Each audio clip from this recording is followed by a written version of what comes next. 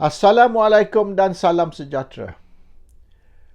Muhyiddin Yassin telah fail tindakan di dalam mahkamah untuk ketepikan 4 charge salah guna kuasa terhadap dia. Ada lebih kurang 100 muka surat lampiran kepada permohonan tersebut dan lawyer pun mungkin pening kalau baca hujah-hujah tentang sebab apa 4 charge itu perlu digugurkan atau diketepikan. Saya akan beri keterangan, boleh dikatakan layman language ataupun bahasa yang mudah difahami. Ringkas cerita. Katalah kita ditangkap dan di-charge kerana makan ayam pada hari Jumaat. Padahal makan ayam hari Jumaat bukan satu jenayah atau satu kesalahan. Tapi itulah charge terhadap kita.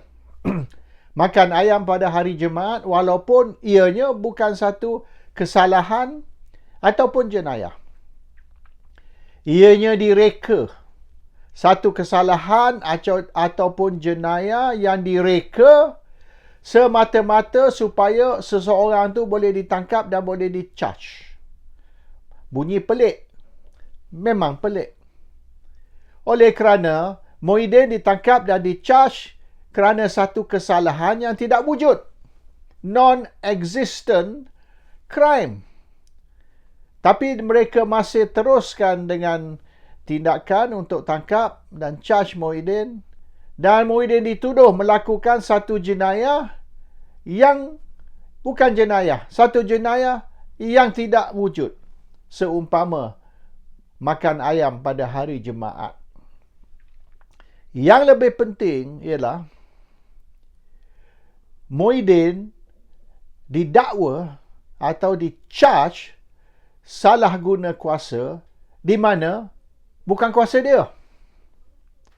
Kalaulah perkara atau tindakan tersebut ialah di bawah bidang kuasa Perdana Menteri atau Muhyiddin Yassin semasa itu, maka menesabarlah Muhyiddin ditangkap dan di-charge kerana salah guna kuasa oleh kerana perkara tersebut di bawah kuasa Muhyiddin.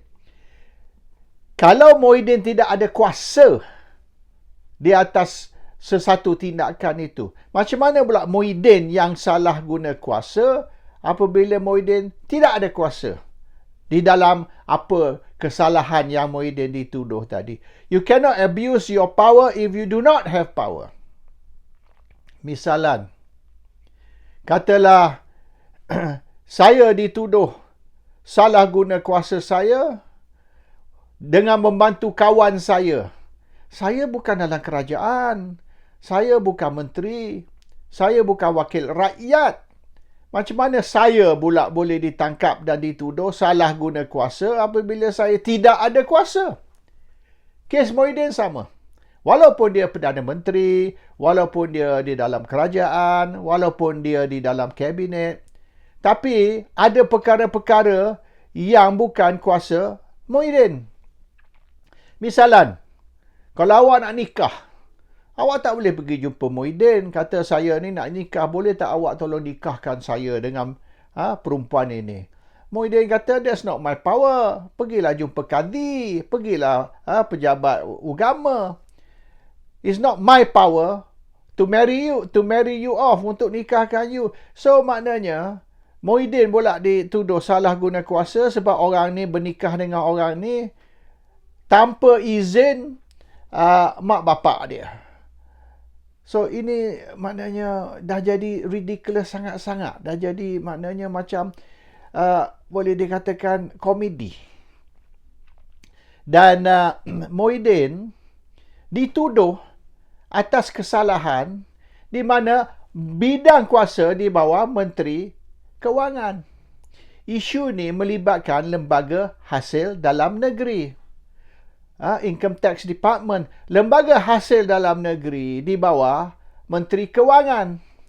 Kuasa untuk menentukan sesuatu terletak di bawah lembaga hasil dalam negeri dan sekiranya ada perselisih faham atau rayuan ataupun mereka mungkin nak challenge cabar tindakan lembaga hasil dalam negeri. Mungkin mereka rasa cukai ni tinggi sangat, mungkin mereka rasa sepatutnya macam ni atau sepatut macam tu, maka mereka kena buat rayuan kepada Menteri Kewangan. Tak ada kena-mengena dengan Perdana Menteri. Dan Perdana Menteri tidak ada kuasa untuk mengarah lembaga hasil dalam negeri ataupun Menteri Kewangan untuk membuat sesuatu, oleh kerana kuasa tu bukan kuasa Perdana Menteri. Dan menteri yang sepatut ditangkap dan di-charge kerana salah guna kuasa ialah Menteri Kewangan semasa itu, Tengku Zafrul Tengku Aziz. Tengku Zafrul bukan saja Menteri Kewangan semasa itu, tapi dia masih duduk di dalam kabinet sekarang juga. He is still a cabinet member. Jadi betul ke tidak ada yang dikatakan salah guna kuasa tadi? Kalau betul ada salah guna kuasa, sebab apa Tengku Zafrul tidak ditangkap? Dia Menteri Kewangan. Dan sebab apa Tengku Zafrul masih dilantik sebagai ahli kabinet, masih duduk di dalam kabinet hingga hari ini? He's a cabinet member now dan dia Menteri Kewangan masa tu. Tapi dia tidak didakwa, tidak ditangkap, tidak di-charge, tidak dituduh dengan apa-apa jenayah. Yang dituduh ialah orang yang tidak ada kuasa di atas lembaga hasil dalam negeri ialah Muhyiddin Yassin. The power and authority is Finance Minister. Kalau betul lah Muhyiddin salah guna kuasa di dalam satu keputusan yang melibatkan lembaga hasil dalam negeri, maka Tengku Zafrul juga sepatut ditangkap sebab dia minister in charge. Bukan Perdana Menteri yang minister in charge. So yang tak in charge ditangkap, yang in charge tidak ada apa-apa tindakan. So itu satu lagi perkara yang kedua lah yang pelik. Perdana Menteri semasa itu dituduh melakukan kesalahan, iaitu salah guna kuasa di atas tindakan yang dia tidak berkuasa, dan orang yang betul-betul berkuasa tidak ada apa-apa tindakan terhadap dia. Okey, satu lagi, yang ketiga. Dan ini semua telah disebut di dalam permohonan Muhyiddin ataupun tindakan Muhyiddin untuk mengenepikan, to set aside 4 charge salah guna kuasa tadi.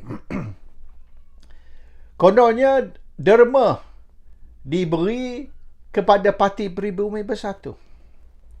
Dan orang yang memberi derma kepada Parti Pribumi Bersatu ialah Syed Mokhtar Al-Bukhari, the Malay billionaire Melayu.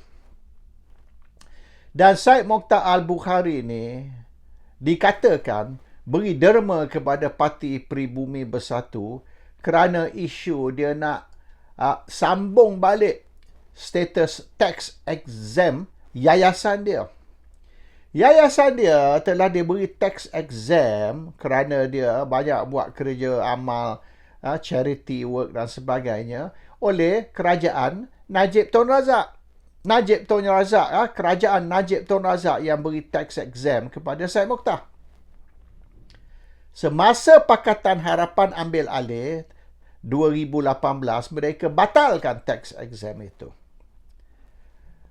Mengikut Anwar dan Guan Eng, kerajaan Pakatan Harapan semasa itu tidak membatalkan tax exempt status. So dikatakan tax exempt tu diberi oleh Najib dan dibatal oleh kerajaan Pakatan Harapan. Tapi Pakatan Harapan menafi. Dia kata dia tidak pernah batalkan tax exempt status. Muhyiddin pula dituduh, walaupun bukan kuasa Muhyiddin, tapi kuasa Menteri Kewangan semasa itu, Muhyiddin dituduh sambung semula tax exempt status yang telah dibatalkan oleh Kerajaan Pakatan Harapan. Tapi Pakatan Harapan kata, no such thing. Mereka tidak batalkan tax exempt status Yayasan Syed Mokhtar. Kalau betul Pakatan Harapan tak pernah batalkan tax exempt status Yayasan Syed Mokhtar, sebab apa Muhyiddin sambung semula? Sebab apa Muhyiddin Yassin perlu sambung semula satu tax exempt yang tak pernah dibatal? You are extending or reinstating something that was never cancelled in the first place. So yang mana betul? Betul tidak mengikut Pakatan Harapan mereka tidak membatalkan tax exempt status Yayasan Syed Mokhtar? Dan sekira betul, mustahil Muhyiddin sambung semula satu status yang tidak dibatal. So makna charge terhadap Muhyiddin ni salah lah. Muhyiddin tidak melakukan jenayah, menyambung semula tax exempt status oleh kerana tax exempt status tu tak pernah dibatal, dan sekiranya dibatal dan disambung semula, ianya hanya boleh dilakukan oleh Menteri Kewangan, bukan Perdana Menteri. So banyak tak kena ni. Banyak tak kena dengan charge terhadap Muhyiddin. Dan Muhyiddin ialah mohon ke mahkamah untuk 4 charge ni diketepikan atau digugurkan kerana boleh dikatakan discrepancy ataupun perkara-perkara yang tidak menasabah. Okey, satu lagi. Muhyiddin di-charge atas derma yang diberi kepada Parti Peribumi Bersatu. Duit tu diberi kepada Parti Peribumi. Yang kena charge Muhyiddin. Adakah Syed Mokhtar yang dikatakan melakukan rasuah juga di-charge? The top Malay billionaire, kawan baik Mahathir. Dan kalau Muhyiddin di-charge atas derma yang Syed Mokhtar bagi kepada Parti Peribumi Bersatu, maka Presiden Parti UMNO, PKR dan lain-lain juga perlu juga ditangkap dan di-charge. Maknanya Dr. Mahathir Mohamad, Anwar Ibrahim juga perlu ditangkap dan di-charge, termasuk Najib. Walaupun Najib sekarang sudah duduk dalam jail, Najib boleh di-charge juga kerana UMNO menerima derma dari Syed Mokhtar di zaman Mahathir, di zaman Abdullah Badawi, di zaman Najib Tun Razak. Pak Lah tu yang sudah dikatakan nyanyuk, dah tak, anak sendiri pun dah tak kenal dah dikatakan.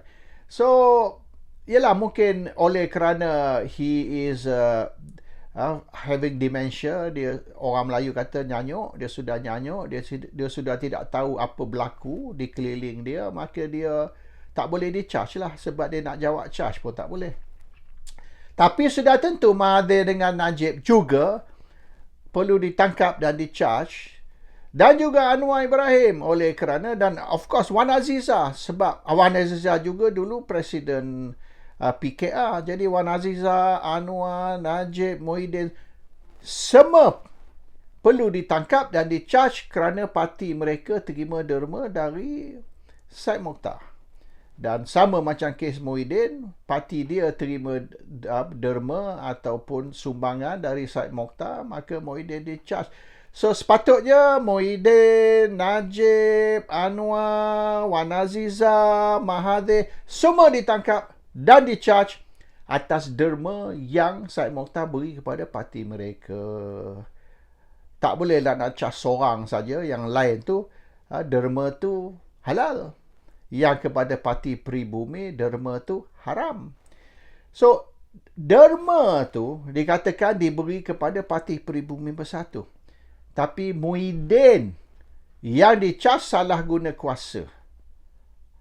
Apa kaitan dia? What is the relevance of the charge terhadap Muhyiddin dengan tindakan Syed Mokhtar beri derma kepada Parti Pribumi? Ada ke macam kes Najib atau kes Ahmad Zahid Hamidi? Derma diberi kepada mereka dan mereka belanja duit tu untuk kegunaan peribadi. Isu Najib, isu Ahmad Zahid Hamidi, mereka terima derma yang dikatakan rasuah dari orang-orang tertentu. Duit tu masuk ke dalam akaun mereka dan mereka belanja duit tu untuk personal use. Kes Muhyiddin ni, derma masuk ke parti, derma tak masuk ke akaun peribadi Muhyiddin. Muhyiddin tidak belanja duit tu. Kalau nak kata Muhyiddin ni melakukan jenayah rasuah atau salah guna kuasa kerana terima derma atau terima duit dan belanja duit tu, mana duit tu? Adakah duit tu masuk akaun peribadi Muhyiddin? Tak ada. Adakah Muhyiddin telah keluarkan duit tu untuk belanja untuk sendiri? Tak ada. Duit tu diberi kepada parti, bukan kepada Muhyiddin. Muhyiddin tak sentuh pun duit tu. Dan adakah beri derma ni satu jenayah? Kalau beri derma kepada parti satu jenayah, ramai orang akan ditangkap, beribu-ribu orang. Saya dulu pun pernah beri derma kepada UMNO. Tiap-tiap pilihan raya saya beri derma. UMNO Terengganu tu banyak mana saya beri. Masa Wan Mokhtar dulu. Masa Bakar Daud dulu. Masa Bakar Daud tu, kita orang beri derma, syarikat saya 250,000. 250,000. Tanya ni lah Zubir Embong, Rahman Bakar tu. Zubir Embong masih hidup. Bakar Daud dah meninggal lah. Zubir Embong masih hidup. Rahman Bakar masih hidup. Tanyalah dia orang. Banyak mana saya beri masa pilihan raya? 250,000. Zubir pun dapat sikit. Rahman Bakar dapat sikit. Bakar Daud edar duit tu kepada geng-geng dia. Johor, UMNO Johor dulu. Tanyalah Syarif Samad dulu. Saya beri 500,000 kepada UMNO Johor. Derma kepada UMNO Johor, semasa tu Mahathir Perdana Menteri. Menteri Kewangan Tun Daim Zainuddin. Dan yang tolong atur saya jumpa, arrange saya jumpa Menteri Besar Johor dulu, Muhyiddin Yassin. Muhyiddin Yassin dulu sudah dalam kabinet. Dia belum lagi jadi Menteri Besar Johor. Before he became Menteri Besar Johor. Dia arrange untuk saya jumpa Menteri Besar Johor masa tu, budak MCKK kat lah. Dan saya beri 500,000 kepada UMNO Johor. Tak ada pula maknanya orang-orang UMNO yang terima derma ni ditangkap kerana saya beri derma kepada parti. Jadi kalau nak kira ni, derma ni ramai orang beri kepada parti UMNO, termasuk saya sendiri. But it's not a crime, bukan satu jenayah. So sekarang ni kononnya Syed Mokhtar beri derma kepada Parti Pribumi Bersatu ialah satu jenayah. Dan yang ditangkap dan dicharge ialah Presiden Parti. Kalau nak kira yang saya beri derma ke Johor dan ke Terengganu tu, Tun Dr. Mahathir Mohamad kena tangkap lah. Patut ditangkap dan dicharge atas salah guna kuasa. So benda ni sudah jadi ngarut lah. The culture of giving donations semasa pilihan raya is normal. Businessman dia tauke ke tak kisahlah, Melayu, Cina, India, mereka beri tiap-tiap pilihan raya. Dan kadang-kadang kita beri ni bukan sukarela tau. UMNO telefon, UMNO minta duit.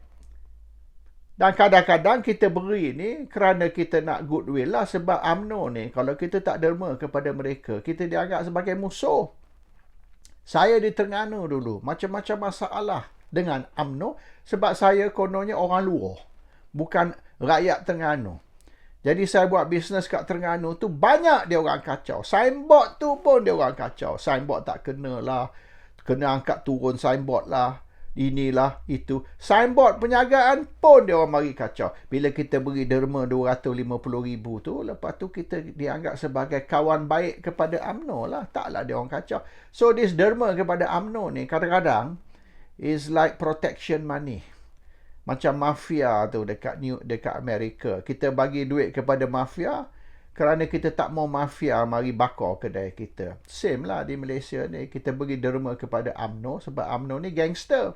Kalau kita tak bagi derma kepada UMNO, dia kacau kita. So it's got nothing to do with kita menyokong parti. Kita tak sokong UMNO. Kita hanya bayar protection money kepada UMNO saja. That's a real situation.